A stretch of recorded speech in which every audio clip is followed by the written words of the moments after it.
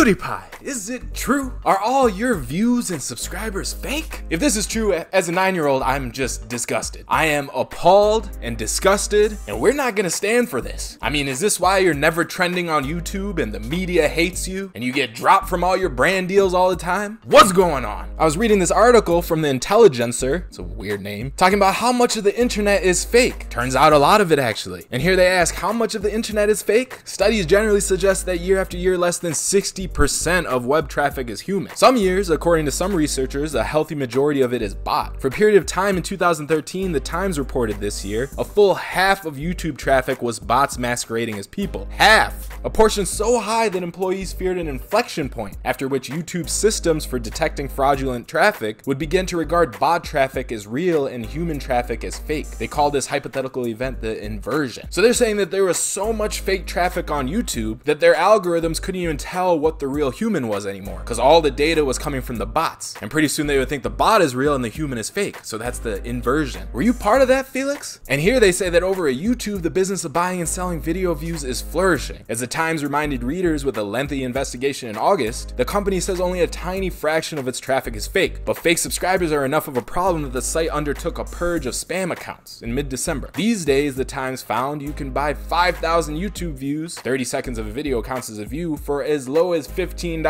Now I remember this purge, and I remember you lost maybe 30,000 subscribers. T-Series lost over 300,000, so maybe you're not that fake, huh? Well, after researching this thoroughly, supposedly, me, aka Fallible, I have found that PewDiePie is indeed 100% real. So 9-year-olds, we could all relax. See, there's a lot of fake stuff out there, but Felix is not part of it, and that's what makes him even more important. So in this video, we're gonna explain why PewDiePie is one of the most, if not the most important person on the internet. If you're a 9-year-old, smash a like for Pews real quick. And whether you care about this topic or not, make sure you watch to the end of the video, because you're gonna see why this is more than just about memes, even though memes are very important too. Okay, so the fake stuff I was talking about before with the subscribers and views, a lot of times that comes from companies themselves. So check this out from that same article. Not even Facebook, the world's greatest data gathering organization, seems able to produce genuine figures. In October, small advertisers filed a suit against the social media giant, accusing it of covering up for a year its significant overstatements of the time users spent watching videos on the platform. By 60 to 80%, Facebook says, but by 150 to 900%, the plaintiffs say. So regardless of which number is correct, they were overstating it a lot. And according to an exhaustive list of Marketing Land, over the past 2 years, Facebook has admitted to misreporting the reach of posts on Facebook pages. So on all of these pages, they're lying about the rate at which viewers complete ad videos, the average time spent reading instant articles, the amount of referral traffic from Facebook to external websites, the number of views that videos receive via Facebook's mobile site, and the number of video views in instant articles. They're lying about all their stats. And I say that a lot of times it's companies doing this because they're playing a different game. They're always trying to inflate their numbers so they could please their investors, advertisers, or if they're a VC-backed firm, they're just trying to make it to their next round of funding. So I'm sure you guys recently heard that Defy Media went under, which was the MCN, which is a multi-channel network that worked with a lot of different YouTube channels. MatPat released a video recently explaining what these guys did. But basically, YouTube would send ad revenue to the MCN would take their cut, and then they would send the rest to their creators that they were supporting. But what they would do is hold on to that revenue for longer than they should have, so that they could show their investors how much revenue they're getting in. And then somehow, I don't know how they hid it, or if the investors just didn't know, which seems unlikely, but most of that money was just fake because it gets passed on to the creators. But if they could show that high level of revenue coming in, then investors are going to give them more and more money because it looks like they're successful. And probably the biggest example of this was Maker Studios, another MCN that sold to Disney for $500 million. And Disney bought it, and when they opened it up, they realized this thing wasn't making any money at all because it was all that pass-through. They were inflating their numbers again, and eventually Maker shut down. So there are so many companies constantly inflating their views, revenue, all these numbers just to look good. They're just playing games, and they have to play these games because they're in the pocket of their investors. And you know, this isn't something new. The same thing happened in the 90s, back during the internet craze, where everyone was just looking at eyeballs as a metric of how good a company is. So if your website gets a lot of hits, it must be amazing, and they piled money into it. There was no regard for what those views actually meant, whether those people viewing that website would actually convert into real customers. And look what eventually happened. All these companies crashed. There's the huge drop in the stock market where the NASDAQ fell over 80%, and the NASDAQ is the index where most of these companies were listed. So these games don't last, but the point is you can't trust these companies. A guy like Felix though, PewDiePie, he's not in the pocket of anybody. He's completely independent, and that right there is one of the big reasons he's the biggest guy on YouTube YouTube and the internet in general. And it's honestly so inspiring to see that, because look at how much adversity he's had to go through. The media is constantly bashing him. YouTube won't put him on trending. Disney dropped him. His show gets canceled. And despite all that, he still grows his audience, and he's just a force that can't be stopped. And that's because as an independent influencer, he has taken away the power from the gatekeepers. And the gatekeepers are basically the companies. And the problem with gatekeepers is that you need to appease them to be able to get on their platform. You got to do what they say so that you can get their audience. And it used to be a lot worse before we had the internet. So with the whole Harvey Weinstein scandal, why did that even happen? Why did he have that power? He had that power because he was a gatekeeper. So if you didn't do what he said, your career was over. And that's not right. And of course, all these companies aren't as bad as Harvey Weinstein. But the point is that people like PewDiePie that are completely independent showed how you can just go directly to your audience. You don't have to cater to some company. And I mean, there's other examples of influencers doing a good job of that. Like Joe Rogan, for example. He has one of the top podcasts in the world. And he's built something where it's just him and his audience. He doesn't answer to anybody. Same thing with Bill Simmons to a certain extent. He doesn't want to take any outside VC money because he knows as soon as he does that, he has to answer to them and not his own audience. And he wants to build a business where he's just catering to the audience of The Ringer. And a recent article in the Wall Street Journal came out, and all of these guys, Joe Rogan, PewDiePie, Bill Simmons, they've all been able to monetize properly too, which really takes away the power of the gatekeeper. And this is one of the reasons why everyone cares so much about PewDiePie versus T-Series. The race for the largest channel is kind of important because T-Series taking over as the #1 channel is just a signal that corporations are taking over YouTube and just the internet in general. And if that happens, you're going back to gatekeeper status, which is kind of already happening because Google and Facebook basically own the internet. They have a monopoly over it, and whatever you do has to be in line with them to a certain extent, which is why PewDiePie is not following the rules per se, which is why he's never on trending. And it's why Facebook is able to block a lot of people that they don't like, for example, conservatives. So it's important for influencers to stay at the top over these corporations. And nowadays we even have corporations infecting influencers, like Jake Paul, for example. He has VC money backing him now. MatPat made a video about that too, because as soon as he gets that money, Jake Paul's job becomes pleasing those investors over catering to his audience. So it's misaligned incentives. He's not for you anymore. And a lot of people seem to not care about PewDiePie because they don't understand how important he is to the future of media. See, what PewDiePie has with his audience, with us 9-year-olds, is a parasocial relationship, where instead of a celebrity, he's more of like your best friend. And you trust your best friend, right? I mean, if you're outside of school, think about how often you see your own best friends. With work and all your other responsibilities, it's not as often as you would probably like it to be. But PewDiePie, at any point, you could just pull out your phone and watch him and get that connection. You probably see him more than you see your friends. And he's posting every day and you're building that connection day after day. And that's why all of us get so pissed when you have Vox Media calling him a racist. Because if you actually watch Felix, you know he's not a racist. But it's like just some outsider comes in and calls your friend a racist. So of course we're gonna be mad. And the reason this is the future of media is because people want that trust. They don't want a distance between them and what they're watching. They want to feel really connected to it. And through that connection is how products are sold. So Felix just made this partnership with G Fuel, the e-gaming energy drink. Now I probably would have never thought to drink that stuff, but because Felix is drinking it, I know it must be pretty good and I'm willing to try it. And that's because I trust him. Another big example of that trust is Tim Ferriss. Every time he recommends a product in one of his Friday emails, it sells out almost immediately. It's because he's built that relationship with his audience. Commercials and stuff on TV, they don't work that well anymore. It's all about influencers because they're your friends and you trust them. And I guess people are slowly starting to get it. Like Elon Musk here, he's about to host Meme Review. I can't wait. And Paul Graham, who's a huge VC investor, he actually shared this really great article on PewDiePie, which I've shared before. It comes from Quillette, I think that's how you say that. But he posted this quote that Felix's true crime is that he's funny, and the online corporate giants have no idea what to do with humor, since humor always will target a society's prevailing dogmas, including their earnest mantras that govern corporate messaging. Oh, hello, Felix. So I think people are slowly starting to come around to see what's happening. But if you're wondering why the media keeps hating on him, well, that's because they just want clicks. I mean, publications in general are kind of dying. You just saw recently BuzzFeed had a bunch of layoffs, and these publications just don't have a strategy. In fact, they could learn a little something or two from Pewds. And if you're wondering why Felix rarely gets on YouTube trending, because it's just like that quote says, YouTube doesn't know what to do with him. And YouTube is losing touch a little bit with their audience, which is why everyone hated 2018's Rewind video. What they're trying to do is cater towards their advertisers, because their advertisers is where their money comes from. But in my opinion, it's stupid to cater towards advertisers because in the process, you're gonna lose your audience. That's just an ass backwards way to do it. What you should be doing is catering towards your audience, and then the advertisers advertisers need to shift to match that. You can't shift your audience to match an advertiser. That doesn't make any sense. And if the advertiser is catering properly to whatever audience is on the platform, that's how they're actually going to make sales, which is the point of advertising. And that's why influencer sponsorships are big, because that's what those specific brands are trying to do. Now, the last thing I want to talk about is how important PewDiePie is culturally. Now, because of the internet and the gatekeepers going away, everyone is able to find their little tiny niche of interest. So if you really like wood carving, but you only like carving little birds, not big birds like a pelican or Big Bird from Sesame Street, but only tiny little birds, well, you could find your corner of the internet that caters specifically to that. So in that sense, it's a good thing. You know, everyone can find their interests and be happy, find their group, their tribe, and have that social relationship. But in other instances, it could be bad, like in the dark places of the internet with alt-right people that are racist against specific groups and some other groups that incite violence. And in these small areas, you could basically become brainwashed and radicalized, and you really lose empathy for other groups. So it is good when you have some giant hubs where everyone comes together, but those are getting fewer and fewer as the power of the internet grows. And PewDiePie and his channel are one of the few hubs that have survived this fragmentation. And not only that, but it's a global hub. Everyone from around the world tunes into his channel. Millions and millions of people. And that's important because it keeps people together. And you see your similarities more than you see your differences. So my partner for all this YouTube stuff, he lives in Venezuela, but we have the same sense of humor. And humor is pretty different between cultures. So it honestly shocked me when we knew all the same references and everything. And a big part of that is because we both watch PewDiePie. Same thing with my editor who lives in Bangladesh. All I had to ask him for these videos, I said, hey, can you be just like Brad? And he's like, no problem. And again, whatever cultural barrier there is, it's broken down. So it's bridging everything together through meme culture, I guess you could call it. And that's a really important thing to have, especially in the times we're facing right now. So the moral of this long story is to subscribe to PewDiePie. Do your part. Help him beat T-Series, because PewDiePie is very important to the internet for a lot of different reasons. Definitely comment down below if you agree with me, disagree with me, educate me some. And while you're at it, subscribe to my channel too. We do a lot of business analysis, tell you what companies are doing well, what they're doing stupidly, and we show you how you can make money off of it through the stock market. So subscribe, and I'll see you in the next video. Stay fallible out there. Bye.